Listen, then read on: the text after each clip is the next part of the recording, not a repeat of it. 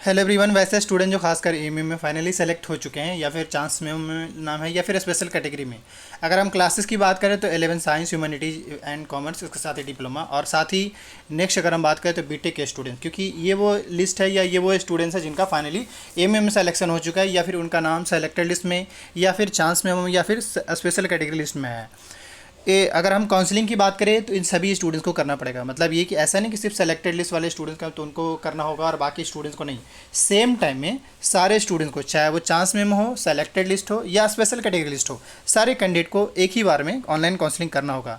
हाँ, फिर ये है कि जब बोलते हैं ना कि हमारा वेटिंग में, तो वेटिंग कैसे क्लियर होता है, उसका बड़ा आसान ही है कि वो 3 बार, मतलब 3 स्टेप में एडमिशन लेते हैं। पहला स्टेप में जो सेलेक्टेड लिस्ट है उनको एडमिशन मिलता है, दूसरा स्टेप में जो है चांस मेमो वाले को मौका मिलता है, थर्ड स्टेप में भी चांस मेमो वालों को ही मिलता है, लेकिन डिपेंड करता है सीट्स खाली है या नहीं। तो चीज़ों को समझिए यही कि काउंसलिंग में जो है वो सारे स्टूडेंट्स को पार्टिसिपेट करना होगा।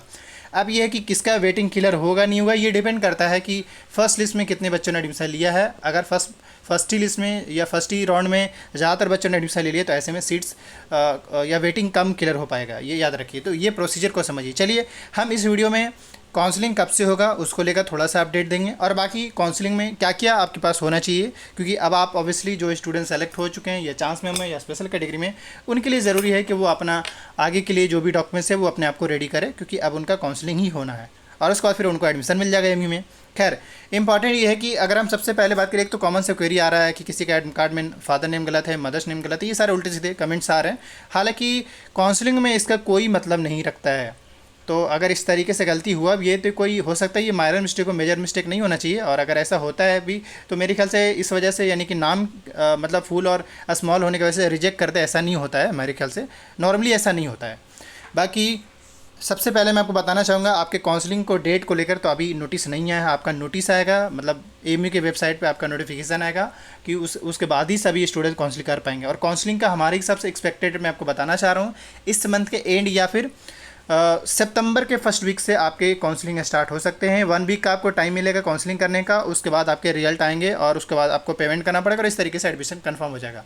हम वो कंप्लीट बताएंगे कि कैसे होता है, बट इस वीडियो में मैंने आपको डॉक्यूमेंट्स के बारे में बात कर रहा है और कब आ रहे हैं उसके बारे में। तो अगर हम डॉक्यूमेंट्स की बात करें या क्या क्या चाहिए होगा, तो सबसे पहले रजिस्ट्रेशन करना होता है, उसके बाद लॉगिन करना होता है, उसके बाद आपको डॉक्यूमेंट्स अपलोड करना पड़ता है, उसके बाद आप किस कोर्स में अप्लाई किए वो, उसके अलावा कुछ और सपोर्टिव डॉक्यूमेंट्स होते हैं। उसके बाद जब आपका डॉक्यूमेंट्स वेरीफाई हो जाता है, एमयू कोर्स से वेरिफिकेशन हो जाता है, उसके बाद आपको एडमिशन फ़ी पे करना पड़ता है। इस तरीके से आपका एडमिशन कन्फर्म हो जाता है। क्लियर है।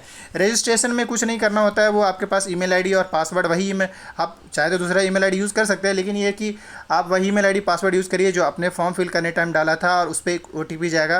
हालांकि दूसरा ईमेल आईडी यूज़ कर सकते हैं, लेकिन फिर भी बेहतर यही होगा कि आपने पहले जो यूज़ करा उसी चीज़ को यूज़ करिए, ताकि आपके लिए बार बार भूलने और याद करने वाला सीन नहीं होगा। बाकी अगर हम डॉक्यूमेंट्स की बात करें स्पेशली, तो नंबर 1 ज़्यादा इसके अलावा मुझे नहीं लगता किसी को कन्फ्यूज होने की ज़रूरत है। नंबर ये कि फ़ोटो आपका लगेगा, दूसरा आपका सिग्नेचर, थर्ड आपका हाई स्कूल या इक्विवेलेंट, यानी कि आपका 10th की मार्कशीट या उसी के इक्विवेलेंट होता है, तो 10th की मार्कशीट आपको लगेंगे। सवाल यहाँ पे ये देखिए, जो स्टूडेंट्स 11th के लिए अप्लाई कर रहे हैं उन स्टूडेंट्स को 10th की मार्कशीट चाहिए होगा। अब कुछ ऐसे भी स्टूडेंट जो डिप्लोमा कर लिए हैं, सॉरी डिप्लोमा के लिए दे रहे हैं, लेकिन उनके साथ ये कि वो 12th कर रखे हैं।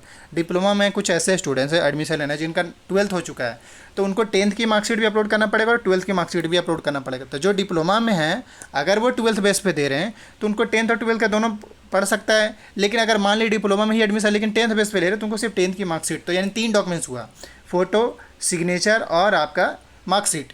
एक और डॉक्यूमेंट्स आपको ज़रूरत पड़ेगा अगर आपने कैटेगरी में चूज़ किया है, जैसे आपने डीएस कैटेगरी चूज़ किया है, सीए कैटेगरी चूज़ किया है, OBC SC ST NCC select किया है, तो उसका सर्टिफिकेट आपको देना पड़ेगा, अपलोड करना पड़ेगा। यही बस है 4 डॉक्यूमेंट्स जो आपको ऑनलाइन काउंसलिंग में ज़रूरत पड़ेंगे।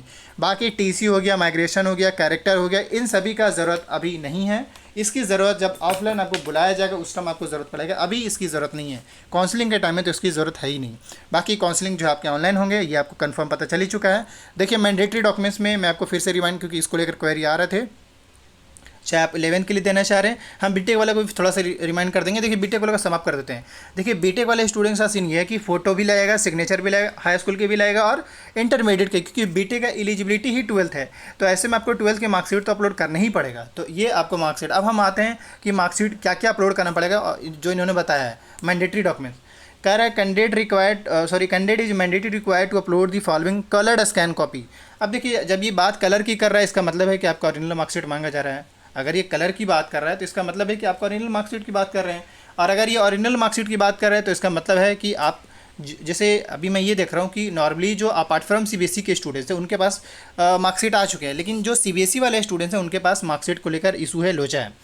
उनके लिए मैं सजेस्ट करना चाहूँगा, वो उनके लिए सजेस्ट यहाँ पे ये करना चाहिए, अगर आपके पास ओरिजिनल मार्कशीट नहीं है, डिजी लॉकर वाला मार्कशीट है, तो आप एक काम कर सकते हैं। क्योंकि अभी आपके पास मार्कशीट आया नहीं है और ऐसे में आप अगर आपका एमयू में सिलेक्शन हो गया, आप उसमें छोड़ना भी नहीं चाहेंगे, तो उसका एक सोल्यूशन यहाँ पे हमारे हिसाब से नंबर 1 कि भाई आप क्या करिए, मान लीजिए जैसे जहाँ से भी आपने 10th का मार्कशीट जिस भी स्कूल से लिया है, सीबीएसई वाले स्टूडेंट, वो क्या करें, डिजी लॉकर से मार्कशीट निकलवा कर आप जाइए कहाँ, उसी स्कूल में, और वहाँ के प्रिंसिपल से साइन करा के उसका उस पर मुहर लगवा दीजिएगा, यानी उस पर जो मुहर होता है ना प्रिंसिपल का, वो लगवा दीजिएगा। उससे फाइनली वो अप्रूव्ड हो जाए कि हाँ ये जो मार्कशीट है वो सच में इसी स्कूल का है और ये अप्रूव्ड है। तो इससे आप जब ऑनलाइन काउंसलिंग में पार्टिसिपेट करेंगे उस टाइप के मार्कशीट से, तो एक मतलब कोई इशू नहीं होगा। हालांकि ये जो डिजी लॉकर का जो मार्कशीट वो वैलिड है, ऐसा नहीं कि वो वैलिड नहीं है, लेकिन फिर भी इनकेस अगर ये कह दे, क्योंकि बात यहाँ पे कलर का हो रहा है, और अगर आप डिजी लॉकर से निकालते हैं तो उसमें मेरे ख्याल से जीरोक्स टाइप का होगा। तो अगर मान लीजिए जीरोक्स हो जैसे भी हो, मेरे ख्याल से मैं ये कहना चाहूँ, अगर डिजी लॉकर से आप निकाल रहे हैं तो एक बार अपने स्कूल से अटेस्टेड करा लीजिए, साइन करवा लीजिए वहाँ से। उसके बाद वो होपफुली आपका वो मार्कशीट एकदम से वैलिड होगा, उसमें किसी को मुझे लगता है घबराने की ज़रूरत नहीं होगा। तो ये हो गया। बाकी देखिए यहाँ पे कह रहा है नंबर 1 10 की मार्कशीट या अगर बर्थ सर्टिफिकेट वो भी अपलोड कर दीजिए, नहीं तो ऐसे यहाँ पे आइकन दिया नहीं है। दूसरा ये कि ये दोनों तो उन स्टूडेंट्स के लिए है जिन्होंने जैसे यूजी पीजी वगैरह हम दे रहे हैं उनके लिए, लेकिन यहाँ पे ये डी वाला में देख लिया स्पेशल कैटेगरी। अगर आपने स्पेशल कैटेगरी चूज़ किया है तो उसकी आपको मार्कशीट अपलोड करने पड़ेंगे। यहाँ पे थोड़ा सा मैं आपको इन शॉर्ट में दिखाना चाहूँगा। देखिए, अगर मान ली कोई 11th वाले स्टूडेंट्स है तो वो फ़ोटो, सिग्नेचर, हाई स्कूल और स्पेशल कैटेगरी, यानी ये 4 चीज़ उनको अपलोड करना पड़ा। अगर वो स्पेशल कैटेगरी चूज़ किए होंगे तब, नहीं तो सिर्फ 1 2 3 तीन ही डॉक्यूमेंट्स अपलोड करना पड़ेगा। बाकी जो बीटेक वाले स्टूडेंट्स हैं उनकी अगर हम बात करें तो फोटो, सिग्नेचर, स्कूल इक्विवेलेंट यानी स्कूल वाले 10th की मार्कशीट और 12th की मार्कशीट, और अगर आपने स्पेशल कैटेगरी चूज किया तो वो अपलोड कर देंगे। बाकी ये ग्रेजुएशन को छोड़ दीजिएगा, अदर्स को भी छोड़ दीजिएगा, स्पेशल कैटेगरी को भी छोड़ दीजिएगा और मास्टर्स को भी छोड़ दीजिएगा। हाँ, अगर आपके पास है, जैसे अगर आपके पास क्या है, माइग्रेशन है, कैरेक्टर है, तो आप वो भी अपलोड कर सकते हैं। कहाँ से करेंगे, आपको इस वाले सेक्शन से, अदर वाले सेक्शन में जाकर आप चाहें तो अपलोड कर सकते हैं, अदर वाले सेक्शन में जाइएगा। इस तरीके से अगर मान लिया आप अपना माइग्रेशन भी चाहते हैं, क्योंकि यहाँ पे इन्होंने कहा है कि अगर आपके पास है अपलोड करिए, नहीं है तो कोई बात नहीं, या बाद में भी कर, मतलब इन्होंने इस पर मैंडेटरी नहीं किया कि आप कर ही दीजिए, नहीं भी करेंगे तो भी कोई दिक्कत नहीं होगा। कह रहे हैं यहाँ पे कैंडिडेट में ऑल्सो अपलोड, मतलब कैंडिडेट जो है अपलोड कर सकते हैं, ये कोई मैंडेटरी नहीं है, क्योंकि मैंडेटरी तो इन्होंने बता ही दिया कि भाई कौन कौन सा मैंडेटरी है। ये वाला जो सीन है ये मैंडेटरी है, लेकिन इसमें का जो डॉक्यूमेंट्स ये मैंडेटरी नहीं है, आपके चॉइस के ऊपर है। Migration, marksheet of all examination, तो आप ये सब चाहें तो कर सकते, वरना आप इसको वैकेंट बेहतर है। देखिए, जो बीए वाले स्टूडेंट्स, जो बीटेक वाले स्टूडेंट्स हैं, जो 11th वाले स्टूडेंट वो वैकेंट छोड़ देंगे तो ज़्यादा बेटर होगा मेरे हिसाब से। बाकी ऑनलाइन काउंसलिंग जब से ही स्टार्ट होगा, जैसे ही स्टार्ट होगा आपको इन्फॉर्म कर दिएगा, और आने वाले जो भी अपडेट्स आता है उसको लेकर अपडेटेड रहने के लिए इस चैनल को जरूर सब्सक्राइब करिए, क्योंकि फ़ायदा इससे आपको ही होगा।